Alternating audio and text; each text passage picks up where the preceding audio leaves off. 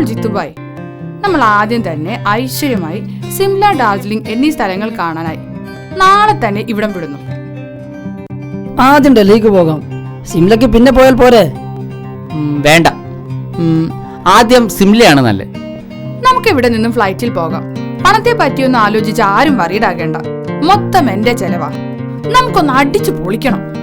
അതിന്റെ ഒന്നും ആവശ്യമില്ല. നോക്ക് ജിത്തുബായ്, ബായിയെ മാത്രം ഡിപ്പെൻഡ് ചെയ്ത് ജീവിക്കുന്നത് ശരിയാണോ?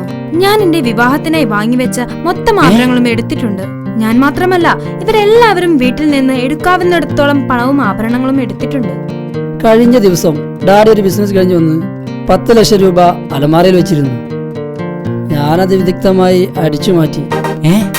എന്നാ പിന്നെ സിംലയിലും ഡാർജിലിംഗിലും ഒന്നുമല്ല, വല്ല ന്യൂയോർക്കിലോ ലണ്ടനിലോ എവിടെയെങ്കിലും പോയി അടിച്ചു പൊളിക്കാം. നോ, എല്ലാവരോടും കൂടി ആയിട്ടാ പറയുന്നത്.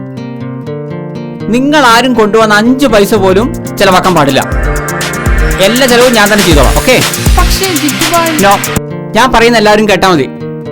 അപ്പോൾ നാളെ രാവിലെ നമ്മൾ സിംലയിലേക്ക് പോകുന്നു. ഓക്കേ?